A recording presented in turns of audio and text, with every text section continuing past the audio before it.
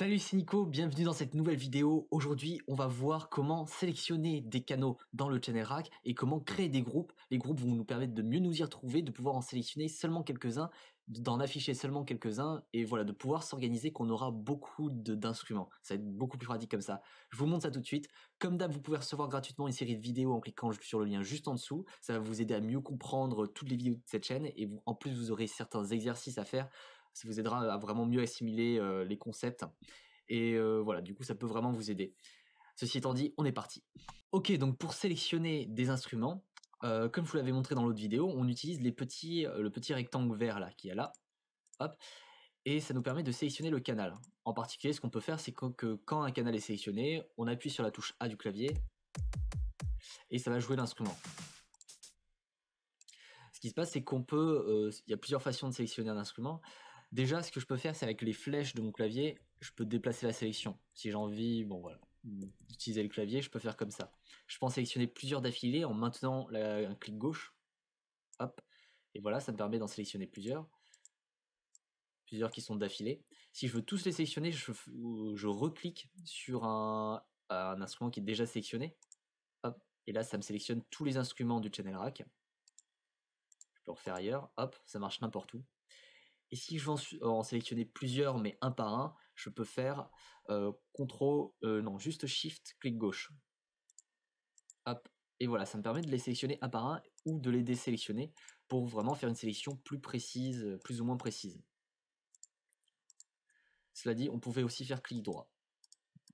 Ça marche aussi. Voilà.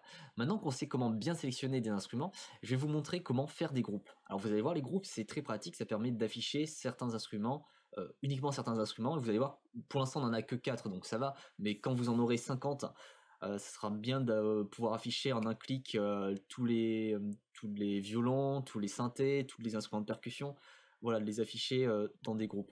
Ça va être beaucoup plus pratique comme ça. Donc pour cela, je vais d'abord ajouter un ou deux instrus. Là, je vais ajouter un piano et on va dire autre chose. Voilà, allez, au hasard.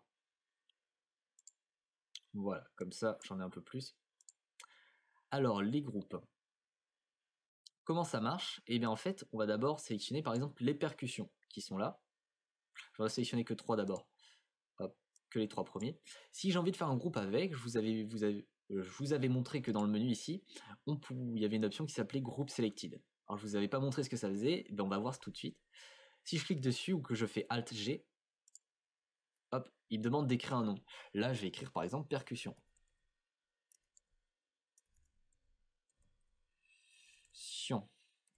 Percussion. Voilà. Et hop, il m'a créé un groupe avec les 3 éléments que j'avais sélectionnés, les 3 éléments qui étaient en vert.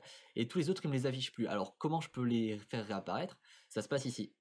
Ici, je vois qu'il y a le nom de mon groupe percussion. Quand je clique dessus, hop, je peux sélectionner le groupe. J'ai soit percussion, soit all. Ça m'affiche tous les instruments. Donc là, ça va, j'ai tous mes instruments. Et unsorted, ça va être tous les instruments qui sont dans aucun groupe. Voilà, donc il me reste le snare, le piano et le synthé que j'avais rajouté. C'est aussi simple que ça. Si je retourne dans all, je peux par exemple créer un groupe qu'avec le piano, si j'ai envie. Je fais Alt G, hop, piano. Et voilà, maintenant j'ai mon groupe avec le piano. Ici, je vois que j'ai des percussions, un piano, et toujours le groupe unsorted avec les instruments restants. Hop. Et voilà, c'est aussi simple que ça pour créer un groupe.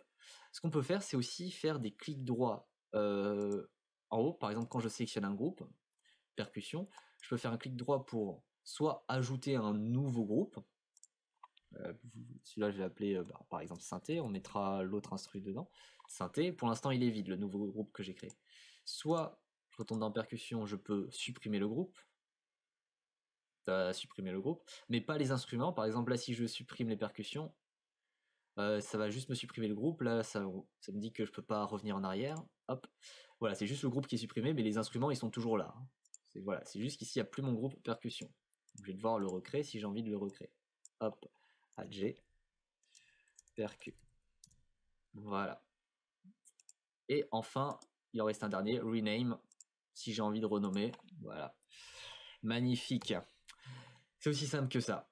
Alors maintenant, ce que vous pouvez vous demander, c'est que si je suis dans All, et voilà, ici mon synthé, comment je fais pour l'ajouter directement au...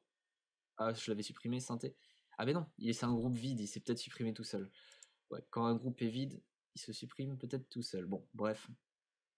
En gros, ce qu'on va faire, je vais ajouter un groupe là, les synthés. Hop. Et ce que je vais faire, je vais aller dans All et je vais ajouter cet instrument dans le groupe synthé. Alors pour faire ça, en fait, on fait comme si on voulait créer un nouveau groupe. Je fais Alt G. Sauf que là, je vais bien faire attention à écrire exactement le nom du groupe. Synthé, donc je sais même plus s'il y avait un accent ou pas. On verra bien. Hop. Et voilà, ça me l'a mis dans le groupe synthé. Par exemple, là, dans percussion, si je veux rajouter mon snare, parce que pour l'instant dans percussion, il n'y a que le kick, clap, hat, mais il n'y a pas le snare. Et ben, je sélectionne le snare, je fais Alt G, comme si je voulais créer un autre groupe, et j'écris exactement le nom du groupe dans lequel je veux le rajouter. Hop. Et voilà, il a été ajouté à mon groupe percussion. Un autre moyen d'ajouter un instrument, c'est directement depuis le browser. Par exemple, je vais aller par exemple dans le groupe piano.